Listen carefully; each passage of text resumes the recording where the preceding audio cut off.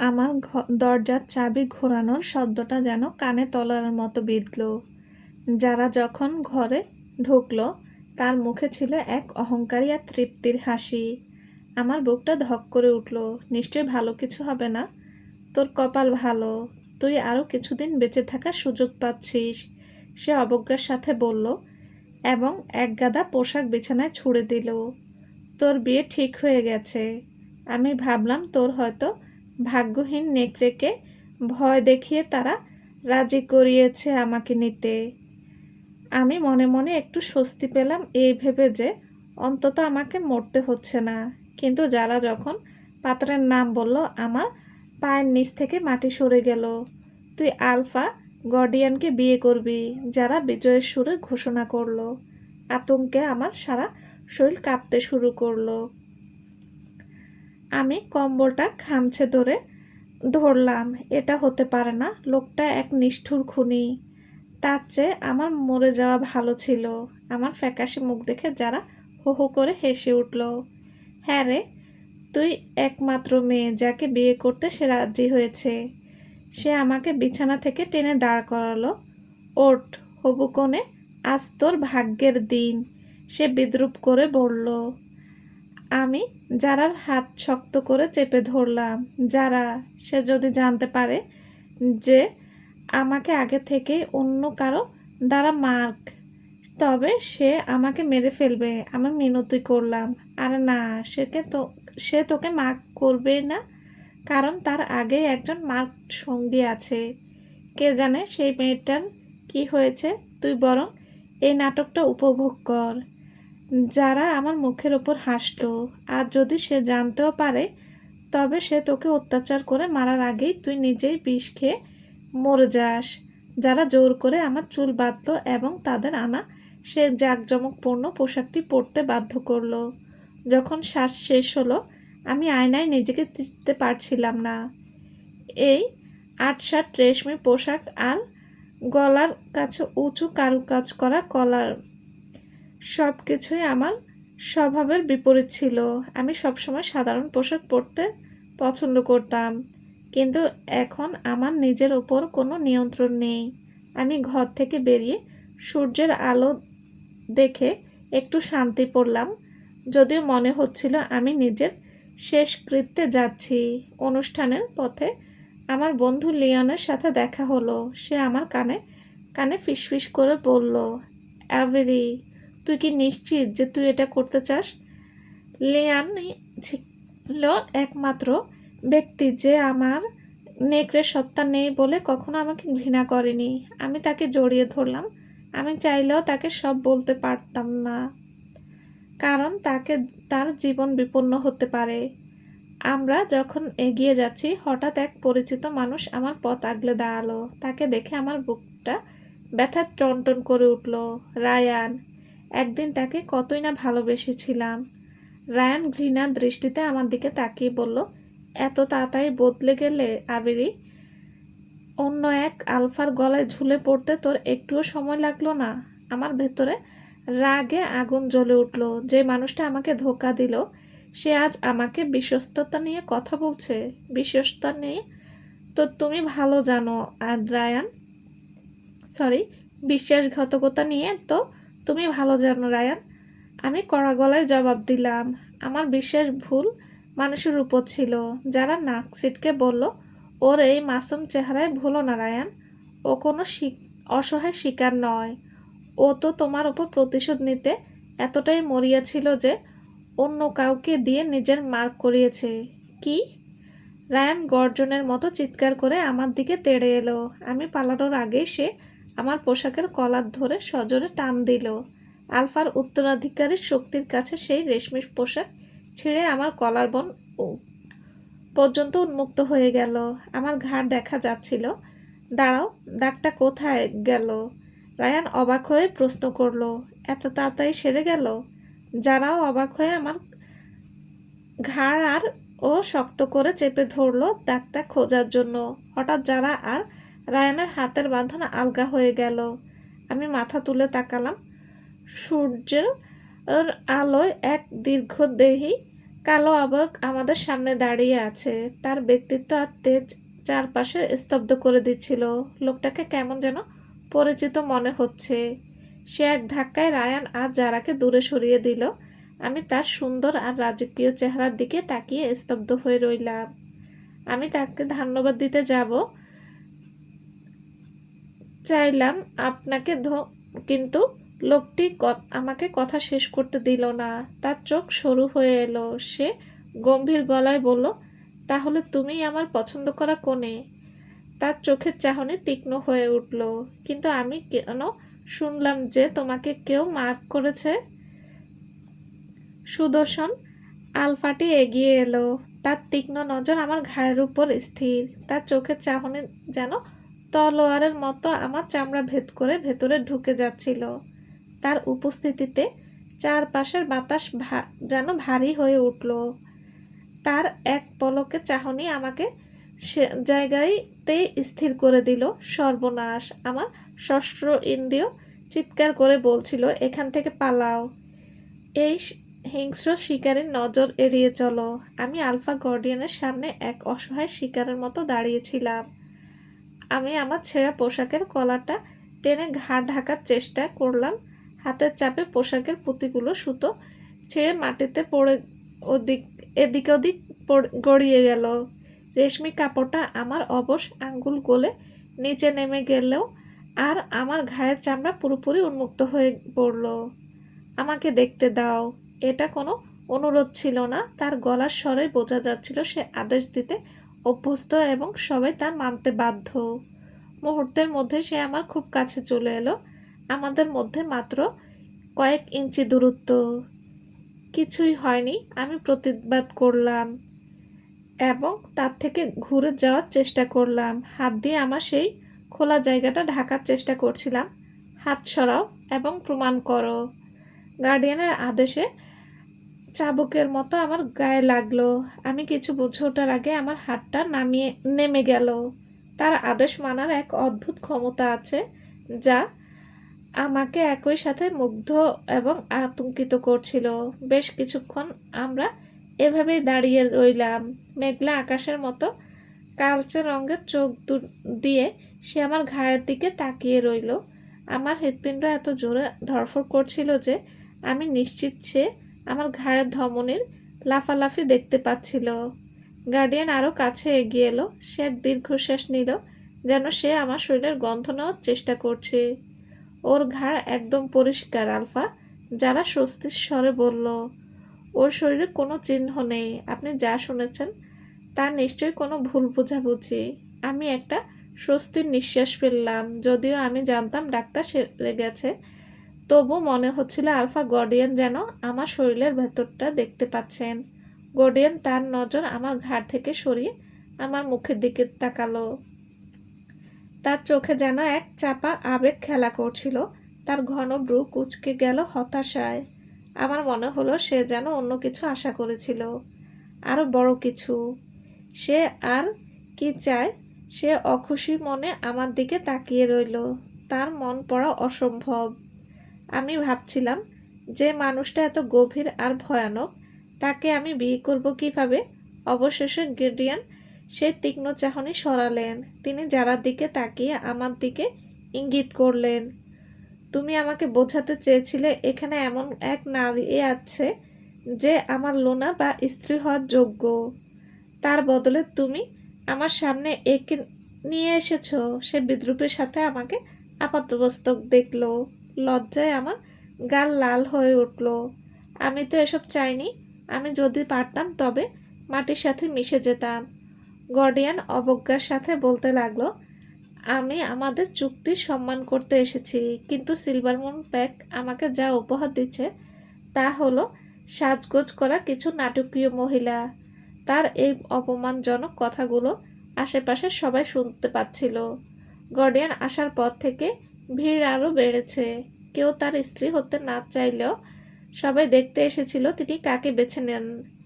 আমি যদি একটু শক্তিশালী হতাম তবে আজ আমাকে এই পরিস্থিতিতে পড়তে হতো না।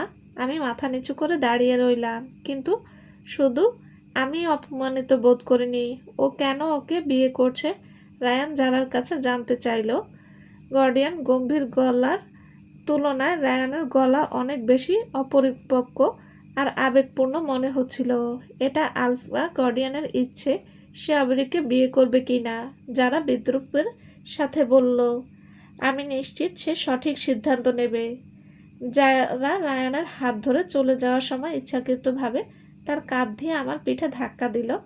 আমি ভারসাম্য হারিয়ে সামনের দিকে পড়ে যাচ্ছিলাম। আমার ছেঁড়া পোশাক সামলাতে সামলাতে আমি যখন মাটিতে আছাড় খাই ঠিক আগের মুহূর্তে, তখনই হঠাৎ দম বন্ধ হওয়ার মতো অনুভূতি হলো। আমি অবাক হয়ে দেখলাম গার্ডিয়ান বিদ্যুৎ গতিতে আমার ছেঁড়া পোশাকের কলার ধরে আমাকে টেনে ধরেছে যাতে আমি পড়ে না যাই। সে এত দ্রুত নড়াচড়া করছিল যে আমি টের পাইনি। আমি সোজা হয়ে দাঁড়ালাম। সে নিশ্চয়ই দেখেছে যারা আমাকে ধাক্কা দিয়েছে, কিন্তু পরক্ষণেই গার্ডিয়ান আমাকে ছেড়ে দিয়ে নিজের হাতটা তার শার্টে মুছলেন, যেন কিছু খুব নোংরা কিছু ছুঁয়েছেন। তার মুখে চরম বিরক্তি আর ঘৃণা ফুটে উঠল।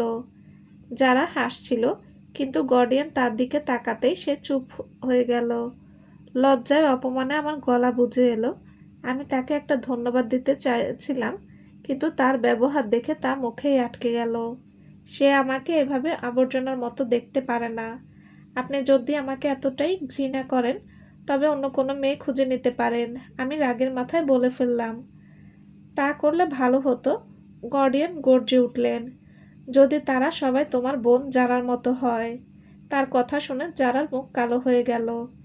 দেখে আমার খুব ভালো লাগলো, অন্তত একবারের জন্য সেও অপমানের স্বাদ পেল। তাছাড়া আমার আগেই একজন সঙ্গী আছে, গার্ডিয়ান স্বাভাবিকভাবে বললেন।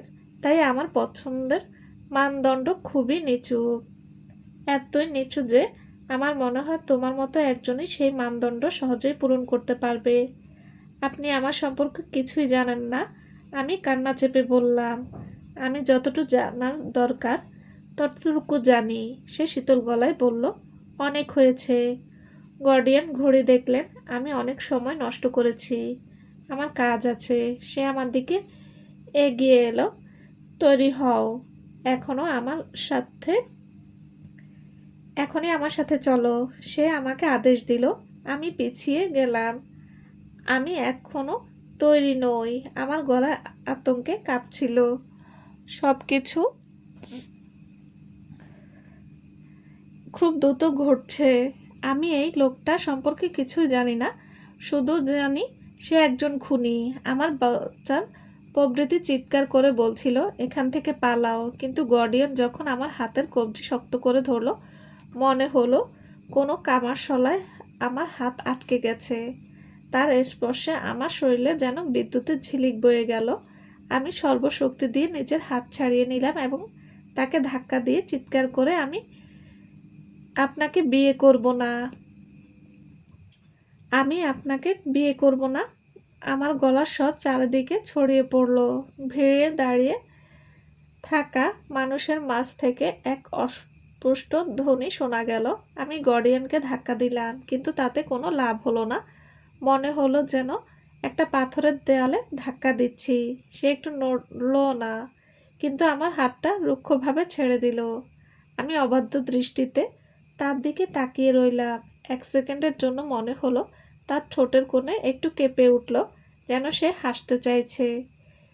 সে তীক্ষ্ণ নজরে আমার দিকে আপাত মস্তক দেখল, যেন সে নতুন করে আমাকে বিচার করছে। তারপর সে মুখ ফিরিয়ে নিল। তাকে দেখে মনে হলো সে খুশি হয়েছে। তার এই প্রতিক্রিয়া আমাকে অবাক করে দিল এবং আমার মনের ভেতর জমে থাকা ভয় আর ঘৃণা কিছুটা কমে এলো। যেহেতু তুমি আমাকে বিয়ে করবে না, তাই এখন তোমার প্যাক বা দলের যা করার তা করবে। গার্ডিয়ান এক কাঁধ সামান্য ঝাঁকালো, যেন তার কিছু যায় আসে না। হয়তো আসলেই আসে না। আমার আরও জরুরি কাজ আছে। সে তার গোড়ালির উপর ভর দিয়ে ঘুরে দাঁড়ালো এবং যেদিকে তার দলের গাড়িগুলো পাক করা ছিল সেদিকেই হাঁটতে শুরু করলো। হঠাৎ একজোড়া হাত ঘিরে আমার হাত চেপে ধরলো। তাকিয়ে দেখি আলফা লিওন তার ফ্যাকাশে আর প্রাচীন দৃষ্টিতে আমার দিকে তাকিয়ে আছে। আবেরি শেষ খসখসে গলায় বলল, তোমাকে গার্ডিয়ানকে বিয়ে করতে হবে। কবে থেকে তিনি আমার ব্যাপারে এত চিন্তিত হলেন আমার মনে পড়ে না। শেষ কবে এই বুড়ো আলফা আমার দিকে ফিরেও তাকিয়েছিলেন। ছোটবেলায় বাবার পরিবারে আমাকে আশ্রয় দেওয়ার আদেশ দেওয়া ছাড়া তিনি আর আমার জীবনে কখনোই নাক গলাননি। রায়কান আর আমি যখন সম্পর্কে ছিলাম তখন তিনি সামান্য সৌজন্যতা দেখিয়েছিলেন, কিন্তু আমি সবসময় তার নজরের বাইরে ছিলাম। তাকে বিয়ে করো এবং এখনই আনুষ্ঠানিকতা শেষ করো।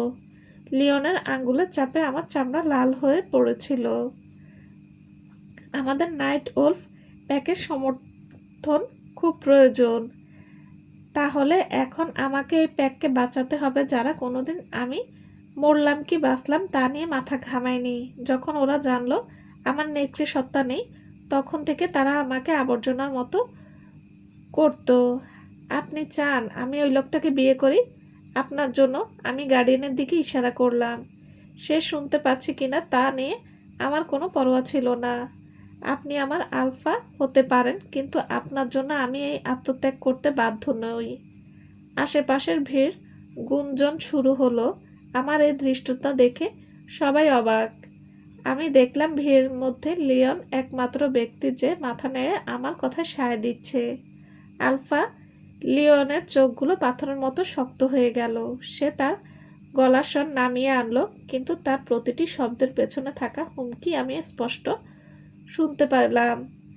আমার মনে হয় তুমি যা ভাবছো তার চেয়ে বেশি তুমি আমাদের কাছে ঋণী। গত কয়েক বছর রায়ান তোমার হয়ে ওকালতি করেছে, তখন কিছু সুযোগ সুবিধা দেওয়া হয়েছিল। সুযোগ সুবিধা? আমি বিদ্রুপের সাথে হাসলাম। তার মানে এখানে আমার জীবন খুব শান্তিতে কেটেছে? তোমার জন্য নয়, মূর্খ মেয়ে। আলফা লিওনের হাসি ছিল বরফের মতো শীতল। সুযোগ সুবিধা দেওয়া হয়েছিল তোমার মায়ের জন্য। আমি মাথা তুলে তাকালাম। কয়েক ফুট দূরে রায়ান দাঁড়িয়েছিল। সে কি আসলে আমার আর মায়ের জন্য কোনো সুপারিশ করেছিল যখন আমরা একসাথে ছিলাম? হ্যাঁ, লিওন আমার দৃষ্টি অনুসরণ করে বলল, আর এখন যেহেতু যারা ওর সঙ্গী, তাই তোমার মায়ের মতো একজন নিচু পদের পরিচারিকাকে বিশেষ সুবিধা দেওয়ার আর কোনো কারণ আমাদের নেই।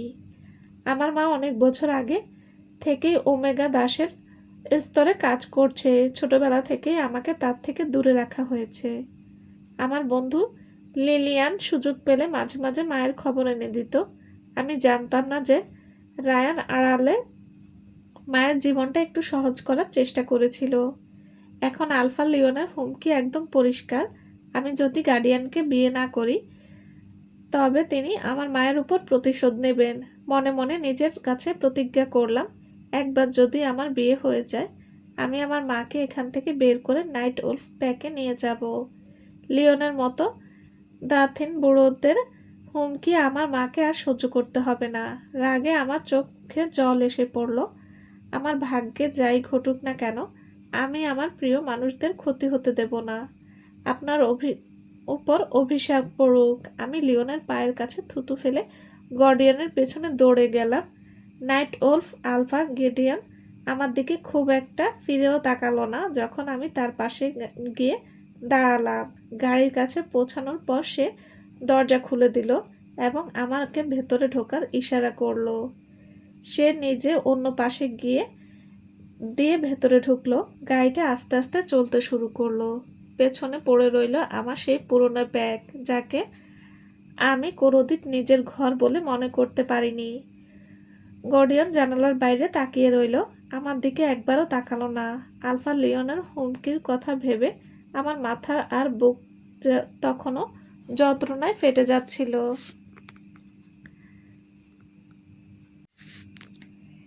লিওন যাতে আমার উপর চটে গিয়ে আমার মায়ের কোনো ক্ষতি না করে, সেজন্য এই লোকটাকে দ্রুত বিয়ে করা আমার জন্য জরুরি হয়ে পড়েছিল।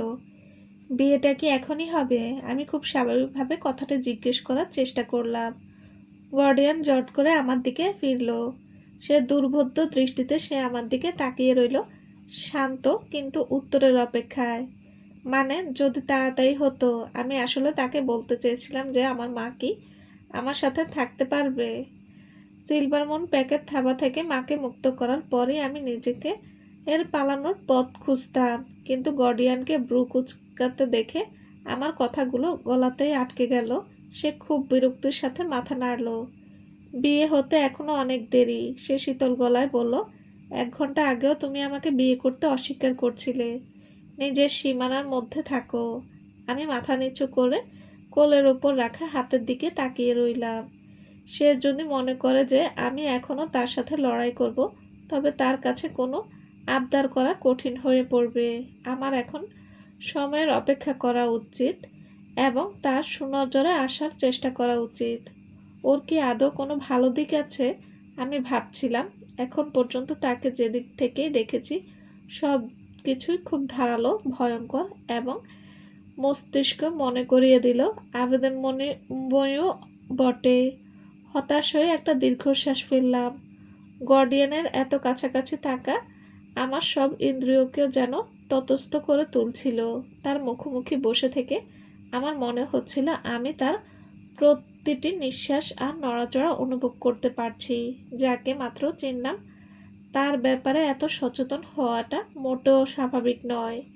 সে আমার আতঙ্কিত করছিল, তবুও আমি এক অজানা আকর্ষণে তার দিকে টেনে যাচ্ছিলাম। গর্ডিয়ান আমার দীর্ঘশ্বাস শুনতে পেল এবং তার কপালের ভাঁজ আরও গভীর হলো। তোমার একটা কথা জেনে রাখা উচিত। আমি কেবল লুনা পদবিটা পূরণ করার জন্যই কাউকে বিয়ে করছি। এই পদবি ব্যবহার করে নিজের কোনো ব্যক্তিগত ফায়দা তোলার আশা করো না। আর আমার নারীদের চাহিদার ব্যাপারে তোমাকে ভাবতে হবে না। তোমার কারণে আমার জীবনে পরিবর্তন আসবে না। কাউকে তার জীবনে কেবল একটা যন্ত্রের মতো ব্যবহার করা, এটা এত অবহেলার সাথে ঘোষণা করা সত্যি বিস্ময়কর। তার মানে সে আমাকে ব্যবহার করবে, কিন্তু আমি তাকে ব্যবহার করতে পারবো না। আমি মনে মনে তিক্ততা নিয়ে ভাবলাম, কি এক আস্ত শয়তান। আমার অবস্থান আমাকে পরিষ্কার বুঝিয়ে দেওয়ার পর আমরা বাকিটা পথ নাইট ওলফ এলাকায় একদম নিস্তব্ধতা পার করলাম। প্রধান রাস্তা থেকে গাড়িটা যখন বনের আঁকাবাঁকা পথ দিয়ে পাহাড়ের দিকে এগুচ্ছিল, তখন গোধূলির আলোয় নাইট ওলফ গ্রামটি আমার চোখে পড়ল। জায়গাটি কত সুন্দর আর গোছানো দেখে আমি অবাক হলাম। সিলভারমুন প্যাকের সবকিছু ছিল অগোছালো। সেখানে ভবনগুলো কোনো পরিকল্পনা ছাড়াই যেদিক সেদিক গড়ে উঠেছিল, তার তুলনায় নাইট ওলফ একদম সুশৃঙ্খল। মনে হচ্ছিল পুরো গ্রামটি প্রকৃতির সাথে মিশে আছে। গ্রামের প্রধান পথগুলোতে মৃদু আলো জ্বলছিল, যা পুরো পরিবেশকে আরামদায়ক আর আপন করে তুলছিল। আমি ভেবেছিলাম জায়গাটি গার্ডিয়ানের মতোই খুব কঠোর আর শীতল হবে, কিন্তু নাইট ওলফ প্যাক ছিল বেশি সুগঠিত আর ছিমছাম। গার্ডিয়ানের গাড়ির দরজা খুলে আমাকে নামার জন্য হাত বাড়িয়ে দিল। আমি ভাবতে লাগলাম, গার্ডিয়ান একজন কাণ্ডজ্ঞানহীন অত্যাচারী হিসেবে আমার প্রথম ধারণা কি ভুল ছিল? তার বাড়ি বা প্যাকের কোনো কিছুই কাণ্ডজ্ঞানহীন মনে হচ্ছিল না, কিন্তু এর মানে কি? তার এই রুক্ষ আচরণ কি নিষ্ঠুরতার মতোই সুপরিকল্পিত? এটা কি আরও খারাপ নয়? একটি বড় পাথরের দালানের সামনে 4টি মানুষের একটি পরিবার আমাদের জন্য অপেক্ষা করছিল। দালানটি দেখে মনে হচ্ছিল এটাই তাদের প্রধান কার্যালয় এবং ঘর। একজন বয়স্ক দম্পতি এবং একজন যুবক ও যুবতী আমাদের স্বাগত জানাতে এগিয়ে এলেন। তাদের সবার চেহারার সাথে গার্ডিয়ানের মিল ছিল। নাইট ওলফে স্বাগতম। যুবতী মেয়েটি হাসি মুখে আমাকে জড়িয়ে ধরল। আমি জানতাম আমার ভাই সিলভারমুনের সবচেয়ে সুন্দরী মেয়েটিকেই বেছে নেবে। এক পাশে দাঁড়িয়ে গার্ডিয়ানের মুখ কালো করে রইল। আমার এই অগোছালো অবস্থায় সে আমাকে এত বড় একটা প্রশংসা করলো দেখে খুব ভালো লাগলো, যদিও তাকে এটা করতেই হতো, কারণ প্রাচীন যুক্তি অনুযায়ী আমি হতে চলেছি এই প্যাকের ভবিষ্যৎ লুনা। আমি কামিলা, গার্ডিয়ানের বোন। এরা আমাদের বাবা মা, জিয়ান্না এবং বেনেট। আর এই হলো আমার ভাই হাডসন, যে আমাদের প্যাকেট ডাক্তার। সে দ্রুত সবার সাথে পরিচয় করিয়ে দিল। গার্ডিয়ানের মা আমাকে উষ্ণভাবে জড়িয়ে ধরলেন, আর তার বাবা ও ভাই মাথা নিচু করে আমাকে অভিবাদন জানালেন। পুরোটা সময় গার্ডিয়ান মুখ ভার করে চুপচাপ দাঁড়িয়ে রইল। এসো এসো। পরিচয় পর্ব শেষ হলে কামেলিয়া দুষ্ট হাসি নিয়ে আমাকে বলল, আমি ইতিমধ্যে তোমাদের দুজনের একসাথে থাকার জন্য ঘর গুছিয়ে রেখেছি। চলবে। আসসালামু আলাইকুম। গল্পটা কেমন লেগেছে প্লিজ জানাবেন। আর হ্যাঁ, লাইক কমেন্ট করতে ভুলবেন না। আর যারা এখন আমার চ্যানেল সাবস্ক্রাইব করেনি তাদের বলছি, প্লিজ প্লিজ চ্যানেলটি সাবস্ক্রাইব করে দেবেন। আর সবাই ভালো থাকবেন। আল্লাহ হাফেজ।